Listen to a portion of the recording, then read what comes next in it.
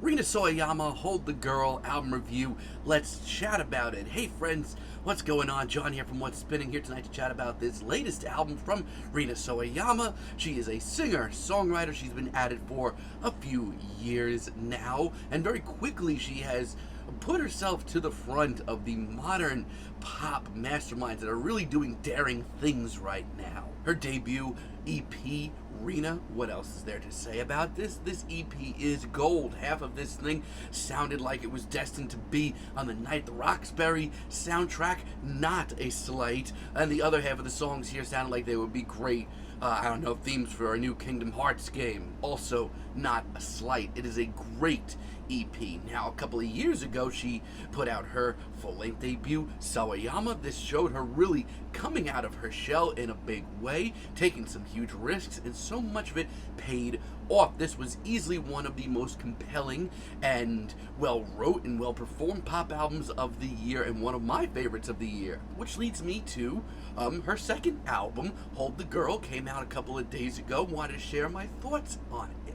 I mean, first off, let's just get this out of the way. The amount of bangers on this album is just commendable. This hell, my god, this track is awesome. I love the wailing guitar, I love the big synths on the hook, the amount of swagger on this track. It is a sassy track that is just full of self-love and themes about being yourself no matter what, and I love it. And more importantly, this is the kind of leap that I wanted Rina to take on this album. It's got so much personality, endless great one-liners, one of the best tracks here, and one of the best pop tracks I've heard all year. There's also just a decent amount of really great pop rock on this album as well. Catch Me in the Air is a really great example of that. Now, I think I should really point out just how personal this album is for Rina, especially compared to where she's been in the past.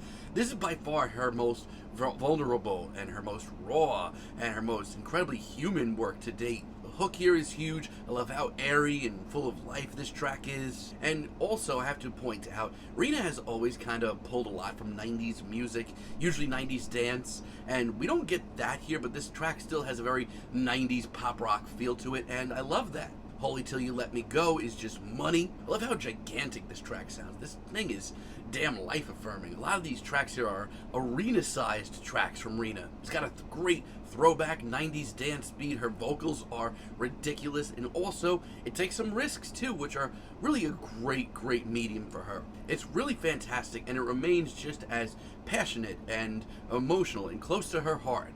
Your Age, on the other hand, is just straight up cool. It's a little bit more on the low-key side, but it still has a lot going for it. Like, how about this, once again, arena-sized chorus? How about these subtle nods to hip-hop that don't come off cheesy at all? How about just how big and bulky and massive this track sounds? Yes, this track rips. Now, I may be in the minority here, but I personally don't think this album is as consistent as her debut. We get this album's intro, Minor Feelings, and let me start off with some positives. There's no way of getting around how incredibly personal and reflective this is once again. But I think that there's just so much of a better way about going about this. She proves that with so many other great tracks on this album.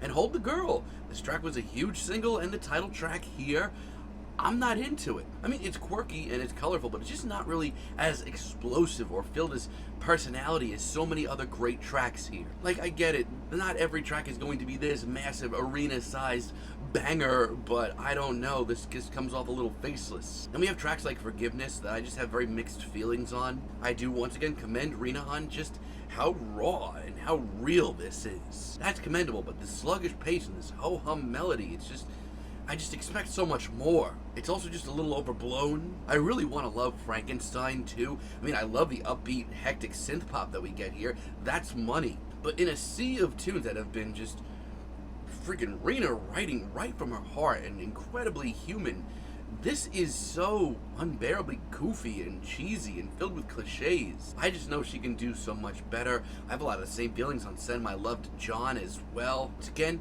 Rina, I give you props. This is emotional, this is deep, this is very vulnerable. But I would be lying if I said that I really wanted to hear Rina Sawayama put out a really quaint, kind of goofy indie pop and indie folk ballad. Yeah, while not as consistent or as bold as her debut, I still think this is a fantastic pop album. Imagining is pretty great. I love how upbeat and bubbly this track is. This is along the lines of exactly where I wanted to hear her on this album. We get the sort of weird genre shifts here. She once again pulls stuff from modern hip-hop, and it doesn't come off cheesy at all. And the amount of swagger here, it's commendable. Once again, the amount of incredibly deep, telling, and very human lyrics is nothing short of plausible. And call me crazy, I think Hurricanes is the best track here. This is a damn happening. This album is full of anthems, but this is the biggest and the boldest. And between her vocals and this gargantuan hook, give me more of this. Phantom, on the other hand, is exactly how you do a stripped down ballad. She's done a bunch of these, or at least tracks in this sort of vein on this album,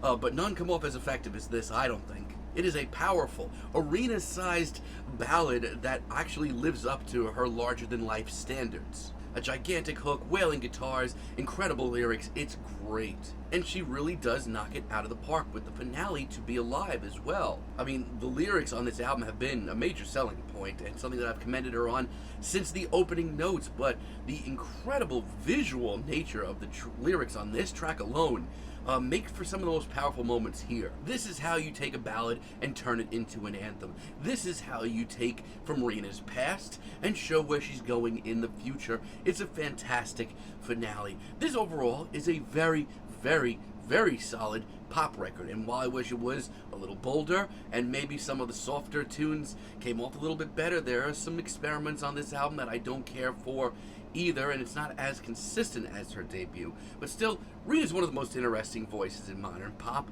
and this album is a testament to that. And the amount of anthems and bangers here, it's commendable. It really, really is. I wish I could love it a little bit more, because it's not as consistent, but for now, I'm feeling a very decent 7 on this album, but let me know what you guys think down below. If you liked the video, be sure to give us a like, give us a subscribe, and let me know down below what you would like for me to chat about in the future. And until next time, have a great day, friends.